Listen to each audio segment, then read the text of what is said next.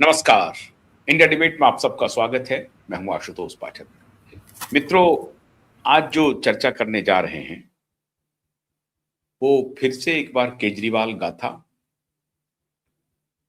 अब आज एक वीडियो दिखाते हैं जो अभी कुछ देर पहले आप सबने देखा होगा, बहुत सारे दर्शकों ने, लेकिन जिन्होंने नहीं देखा होगा तो मैं उनके लिए एक वीडियो आज लाया हूं जो श्रीमान राघव जी चड्ढा का वीडियो है और थोड़ी देर में हम आपको दिखाते हैं। उन्होंने अब खुल करके कहा है कि आम आदमी पार्टी ने मुझे राज्यसभा में बोलने से मना कर दिया है और जो डिप्टी जो लीडर होता है उसके पद से मुझे हटा दिया गया है। अब ये जरा वीडियो आ गया है तो थोड़ा वीडियो सुन लीजिए। राघव चड्ढा गुनाह कर दिया, कोई गलती कर दी, have I done something wrong? ये सवाल आज मैं इसलिए पूछ रहा हूं क्योंकि आम आदमी पार्टी ने राज्यसभा सेक्रेटेरिएट को ये कहा है कि राघव चड्ढा के पार्लियामेंट में बोलने पर रोक लगा दी जाए। जी हां, आम आदमी पार्टी ने पार्लियामेंट को ये सूचित किया है कि राघव चड्ढा को पार्लियामेंट में बोलने का मौका ना दिया जाए। अब भला कोई मेरे बोलने पर रोक क्यों लगाना चाहेगा? मैं तो जब बात करता हूं देश के आम आदमी की बात करता हूं।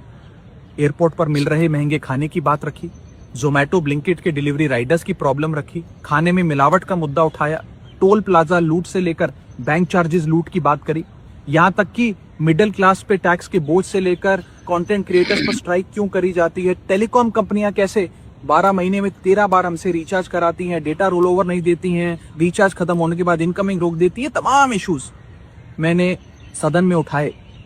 और ये मुद्दे उठाने के बाद देश के आम आदमी का तो फायदा हुआ, लेकिन इससे आम आदमी पार्टी का क्या नुकसान हुआ? भला कोई मुझे बोलने से क्यों रोकना चाहेगा? कोई मेरी आवाज को क्यों बंद करना चाहेगा? खैर, आप लोग मुझे अनलिमिटेड प्यार देते हैं। मैं जब जब आपके मुद्दे उठाता हूं, आप मुझे सपोर्ट करते हैं, मुझे शाबाशी देते हैं, मेरा हौसला बढ़ाते हैं। मैं आपको कहना चाहता हूं थैंक यू। ऐसे ही मेरा हाथ और मेरा साथ थामे रखिएगा, छोड़िएगा मत।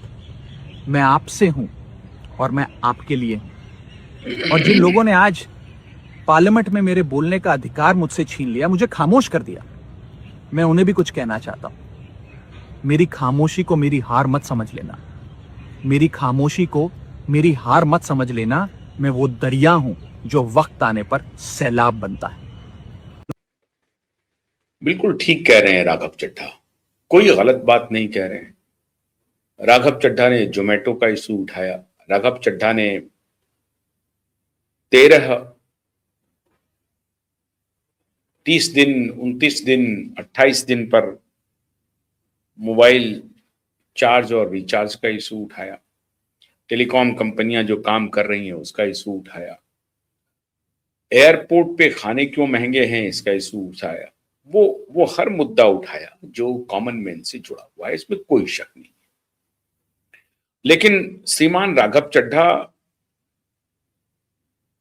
बहुत दूध के धुले हैं ऐसा भी मैं नहीं कह सकता, लेकिन चूंकि उन्होंने कॉमन मैन के मुद्दे उठाए हैं तो कॉमन मैन में तो उनकी पॉपुलैरिटी बढ़ी होगी, ऐसा मुझे लगता है। बढ़ी है कि नहीं बढ़ी है, मैंने इसका कोई आकलन नहीं किया है। मित्रों, सवाल यह है कि एक ऐसी धूर्त पार्टी जिसमें जाना अपने आप में धूर्तता है, जो धूर्तता के बुनियाद पर बना हो, वो पार्टी उस पार्टी के नेता को सदन में बोलने से रोक दिया या उन्हें बोलने के लिए कह दिया, बहुत ज्यादा महत्व नहीं रखता है पब्लिक डोमेन में। लेकिन दो बात स्पष्ट होती है, राज्यसभा के वो सांसद हैं, उनके बारे में उनकी पार्टी राज्यसभा को सूचित कर रही है कि अब राज्यसभा में जो राज्यसभा के नेता हैं, हमारी पार्टी के जो डिप्टी लीडर हैं, वो नहीं बोलेंगे। उनकी जगह कौन बोलेंगे? तो अशोक मित्तल बोलेंगे। अब अशोक मित्तल कौन है ये सब आपको मालूम है, वो एक व्यवसायी हैं। उनका एक लवली प्रोफेशनल यूनिवर्सिटी है, बड़ा ही मशहूर यूनिवर्सिटी है और दुनिया भर को विज्ञापन देते हैं। हजारों करोड़ का उनका टर्नओवर है। 5,000 5,500 तो एम्प्लॉई हैं उस यूनिवर्सिटीज में। तो ऐसी परिस्थिति में आप इसी से अंदाजा लगा सकते हैं कि कितना उनके बिजनेस में 5,000 5,500 तो सिर्फ यूनिवर्सिटी में नहीं है, लेकिन उनके बिजनेस में 5,500 के करीब एम्प्लॉय है। तो बड़ा शान शौकत है, पैसे वाले व्यक्ति हैं। उनको उन्होंने पंजाब से राज्यसभा भेजा है। कोई बुरी बात नहीं है, एकेडमिशियन है वो, उनको उन्होंने राज्यसभा भेजा है और पार्टी ने कहा है कि अब यही बोलेंगे। सवाल है कि ये पार्टी आम आदमी पार्टी, आम आदमी की ही बात तो वो उठा रहे थे राघव चड्ढा। जोमेटो की बात उठाना, टेलीकम्युनिकेशन की गड़बड़ियों को उठाना, एयरपोर्ट पर महंगे खानों के बारे में चर्चा करना, या एयरपोर्ट पर और भी कोई सामान खरीदते हैं उसकी महंगाई के बारे में चर्चा करना, तो ये किसी बिलियनर की बात तो उठा नहीं रहे थे, आम आदमी की ही बात उठा रहे थे। आम आदमी पार्टी है, पार्टी भी आम आदमी की है, तो आम आदमी की पार्टी के आम बातें सदन में रख रहे हैं, इसे रोकने से मना कर रहे हैं। ठीक कह रहे हैं राघव चड्ढा कि मुझे मेरे मुंह पर ताला लगा दिया गया, मुझे सेंसर कर दिया गया। सवाल है कि क्या केजरीवाल ने या आम आदमी पार्टी ने यह कदम उठाने के पहले राघव चड्ढा से कोई विमर्श किया, कोई बातचीत की कि मैं ऐसा, पार्टी ऐसा निर्णय करने जा रही है, या उन्होंने सीधा सीधा निर्णय ले लिया और राघव चड्ढा का मुंह बंद करवा दिया। लेकिन राघव चड्ढा के साथ हुआ क्या? आखिर अरविंद, और ये लड़ाई आम आदमी पार्टी की नहीं है, राघव चड्ढा को पार्टी के किसी नेताओं से कोई दिक्कत नहीं है। राघव चड्ढा बनाम अरविंद केजरीवाल की ये लड़ाई है। अरविंद केजरीवाल की राघव चड्ढा से आखिर 36 के संबंध हुए कैसे? एक जमाने में इतनी चर्चा थी कि राघव चड्ढा की, अब ये एक सुनी सुनाई खबर है, मैं इस तरह की पत्रकारिता में दिलचस्पी रखता नहीं हूं, लेकिन ये पावर गैलरी में चर्चा थी कि राघव चड्ढा संभवतः दामाद भी बन सकते हैं। मैं फिर कह रहा हूं कि मैं इसकी कोई इसकी कोई पुष्टि नहीं करता, लेकिन लोग चर्चा करते थे पावर गैलरी में, दामाद भी बन सकते थे। आज उस राघव चड्ढा को मुंह बंद किया जा रहा है राज्यसभा के अंदर। ये वही राघव चड्ढा हैं जिनको पंजाब की कमान दी गई थी।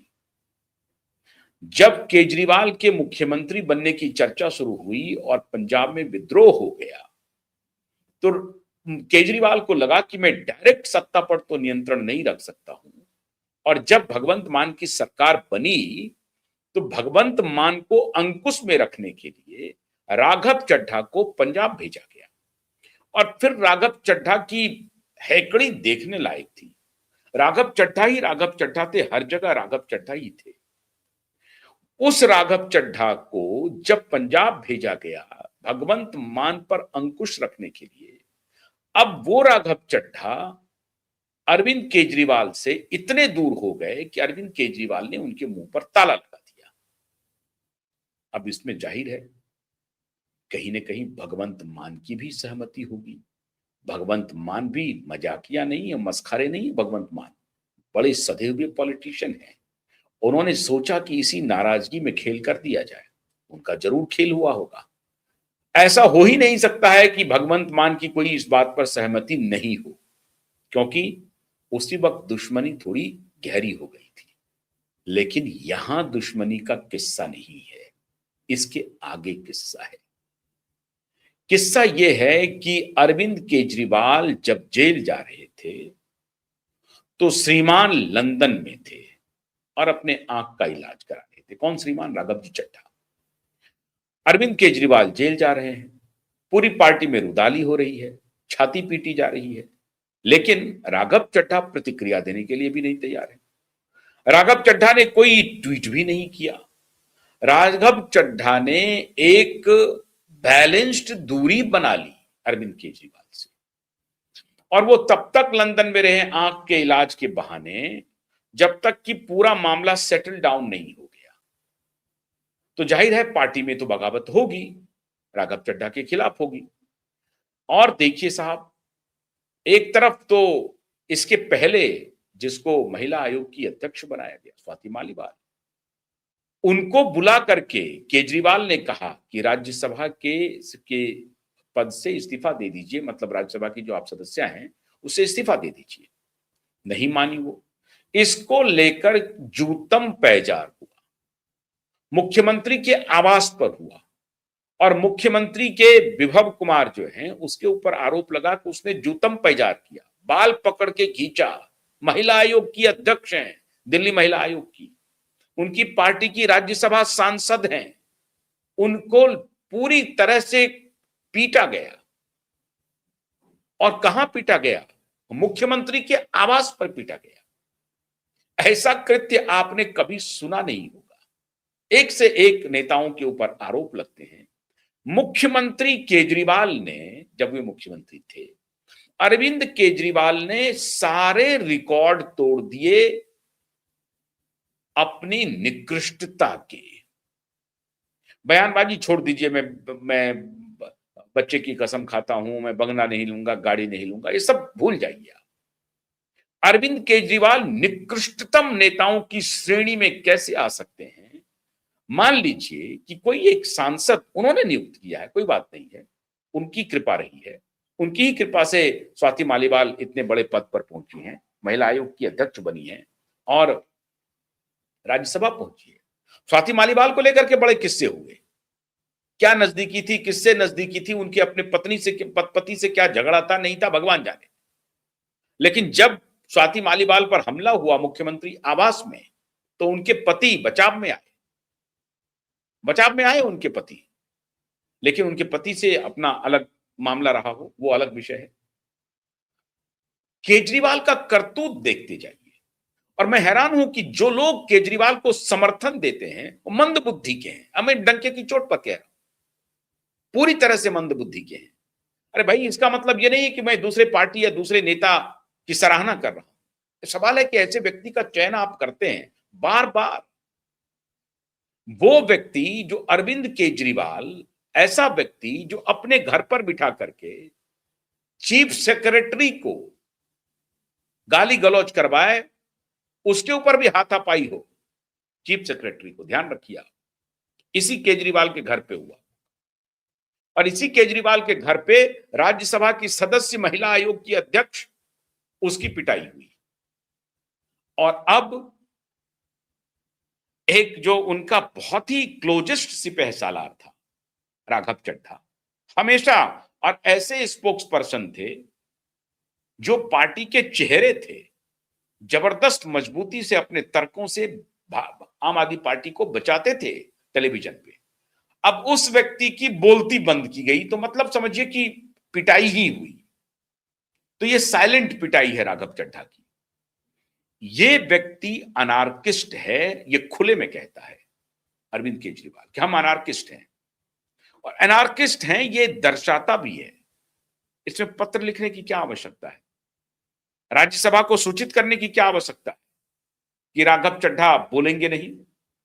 इसका मतलब है कि राघव चड्ढा को अपमानित किया जा रहा है कि भाई अब हो गया बहुत, अब आप इस्तीफा दे दीजिए। अब राघव चड्ढा इस्तीफा देते हैं कि नहीं देते? कहा गया कि जब पार्टी क्राइसिस में थी, पार्टी क्राइसिस का क्या मतलब है? करप्शन के चार्ज में ईडी गिरफ्तार कर रही थी, पुलिस गिरफ्तार कर रही थी, वो तिहाड़ जेल जा रहे थे। वैसी परिस्थिति में राघव चड्ढा ने कोई ट्वीट नहीं किया, समर्थन में कोई बयान नहीं दिया, चुप्पी साध ली। और राघव चड्ढा बीजेपी के करीब चले गए हैं, उनके ऊपर यह तोहमत मढ़ा गया। स्वाति मालीवाल ने जब इस्तीफा देने से मना किया तो उनके बारे में भी यही कहा गया कि ये भारतीय जनता पार्टी के करीब चली गई है। वही काम मुख्य सचिव के साथ किया गया कि मुख्य सचिव एलजी की बात को मानते हैं, लेफ्टिनेंट गवर्नर की बात के मानते हैं, मुख्य सचिव अमित शाह की बात मानते हैं, मुख्य सचिव मोदी की बात मानते हैं, मुख्य सचिव हमारी बात नहीं मान रहे। मुख्य सचिव के साथ बदसलूकी हुई, राज्यसभा के सांसद के साथ बदसलूकी हुई, और अब पत्र लिख करके सार्वजनिक रूप से राघव चड्ढा को अपमानित किया जा रहा है, सार्वजनिक रूप से। यह काम इसी पार्टी में संभव है। इस तरह की पार्टी को लोग जन समर्थन कर रहे हैं। मित्रों, खबर यह है कि इस पूरे घोटाले में इनको मालूम था, राघव चड्ढा को, कि ये घोटाला कर रहे हैं। राघव चड्ढा ने खुद को अलग कर लिया, या खबर पावर गैलरी में ये भी है कि राघव चड्ढा की कहीं कोई कमजोर नस भारतीय जनता पार्टी को हाथ लग गई और बीजेपी उस कमजोर नस को दबा रही है, लेकिन वो पब्लिक में तो आ नहीं रही है। अगर कोई कमजोर नस है, अब क्या कमजोर नस है, मेरे पास इसकी कोई जानकारी नहीं, लेकिन जो मेरे सूत्र बता रहे हैं कि राघव चड्ढा के कुछ कमजोर नस है जो भारतीय जनता पार्टी को हाथ लग गया है और बीजेपी उस कमजोर नस को दबा रही है और उसके सहारे ये चुप्पी साधी हुई है। आम आदमी पार्टी की जहां कहीं भी फजीहत होती है, राघव चड्ढा उससे खुद को अलग कर लेते हैं। केजरीवाल जेल जाए, राघव चड्ढा चुप। मनीष सिसोदिया जेल जाए, राघव चड्ढा चुप। और ईडी का एक्शन हो, कार्रवाई हो, अभी जेल से जो राहत मिली उस पर भी राघव चड्ढा चुप, कुछ नहीं बोल रहे हैं, कोई ट्वीट नहीं कर रहे हैं, कोई पोस्ट नहीं कर रहे हैं। तो आम आदमी पार्टी को लग रहा है कि राघव चड्ढा अगर हमारे पार्टी में रहते हुए पार्टी के दुख और दर्द को महसूस नहीं कर रहे हैं तो उसे हमारी पार्टी में रहने का क्या मतलब है। अपने हिसाब से तो कहना बिल्कुल सही है, ज्यादातर लोग यही बात समझेंगे, लेकिन राघव चड्ढा को अगर इस बात का इल्म हो गया है कि भाई हमारी पार्टी करप्शन में इन्वॉल्व है, जिस विचार पर, जिस वायदे पर हमारी पार्टी बनी थी और पार्टी सत्ता में आई थी उससे अलग हो गई है, उनकी विचार अलग हो गई है, वो किसी और राह पर निकल पड़ी है और ये समझते हुए राघव चड्ढा ने अपनी राह अलग की है, तो क्या बुराई है। बड़े बड़े लोग अलग कर चुके हैं, स्वाति मालीवाल ने किया या नहीं किया, भाई आशुतोष गुप्ता ने किया या नहीं किया, प्रशांत भूषण ने किया या नहीं किया। प्रशांत भूषण और योगेंद्र यादव को जूते से, लात से, हाथ से खूब कूट कूट करके इन्होंने निकाला पार्टी से। एक कूटने वाली पार्टी बन गई आम आदमी पार्टी। ये पिटाई में भरोसा रखती है, ऑडियो स्टिंग में और पिटाई में, ये दो में महारत है आम आदमी पार्टी। मतलब आज से नहीं हो रहा है, ऐसा नहीं कि स्वाति मालीवाल पर हो गया और चीफ सेक्रेटरी पर हो गया, नहीं, इसके शुरुआती दिनों में ही जिस प्रशांत भूषण के पिता शांति भूषण ने पहला चेक दिया करोड़ रुपए का पार्टी बनने के लिए, उनके बेटे प्रशांत भूषण को जूते, लात, हाथ से पीट पीट करके बाहर निकाल दिया। योगेंद्र यादव जो इनके बड़े आइडियोलॉग बने थे और आज भी उनमें इतनी सदा सहता है कि आज भी पब्लिकली वो अरविंद केजरीवाल के बारे में बुरा भला नहीं कहते हैं, पिटाई खाने के बाद भी नहीं कहते हैं। ऐसी सदाशयता कम से कम योगेंद्र यादव में बची हुई है। पिटाई खाने के बाद भी अरविंद केजरीवाल के बारे में कोई बुरी बात, मर्यादित तरीके से आलोचना करते हैं, लेकिन कोई बुरी बात इस तरह से नहीं बोलते हैं जैसे जैसे मैं कह रहा हूं कि व्यक्ति धूर्त है। योगेंद्र यादव नहीं कहते हैं धूर्त है, मैं कह रहा हूं खुलेआम कि यह व्यक्ति पूरी तरह से धूर्त है, धूर्तता में यकीन रखता है। लेकिन योगेंद्र यादव ने कभी नहीं कहा। प्रशांत भूषण ने कहा, लेकिन वो भी मर्यादा में रहते हुए कहा। योगेंद्र यादव की पिटाई, प्रशांत भूषण की पिटाई, चीफ सेक्रेटरी की पिटाई, स्वाति मालीवाल की पिटाई और अब राघव चड्ढा की पिटाई, ये पार्टी पिटाई में यकीन कर रही है। राघव चड्ढा को जिस तरह से अपमानित किया है, वो आने वाले दिनों में राघव चड्ढा कुछ और अंदरूनी बात बताएंगे। और अगर ये बात कही जा रही है कि राघव चड्ढा बीजेपी के करीब हैं, राघव चड्ढा पेशे से चार्टर्ड अकाउंटेंट हैं और खबर है पैसे के लेन देन के बारे में राघव चड्ढा के पास बहुत जानकारी है। वो ये भी रहे, ट्रेजरर भी रहे राघव चड्ढा आम आदमी पार्टी के, सब जानकारी है। तो क्या अरविंद केजरीवाल ने मधुमक्खी के छत्ते में हाथ डाल दिया? क्या आने वाले दिनों में राघव चड्ढा केजरीवाल के खिलाफ कुछ और बड़ा रहस्य उद्घाटन करने वाले हैं?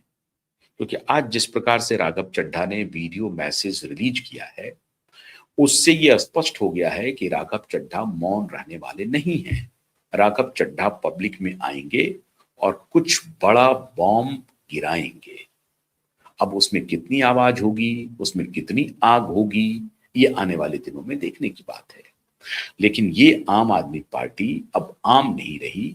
मैं शुरू से कह रहा हूं, ये पार्टी धूर्तों के द्वारा चलाई गई एक पार्टी है और इस पार्टी को में ये सब होना ही है। आने वाले दिनों में आप देखेंगे और भी कुकृत्य आपको देखने को मिलेगा, इसी प्रकार की कृत्य आपको देखने को मिलेंगे। बहुत बहुत शुक्रिया, नमस्कार।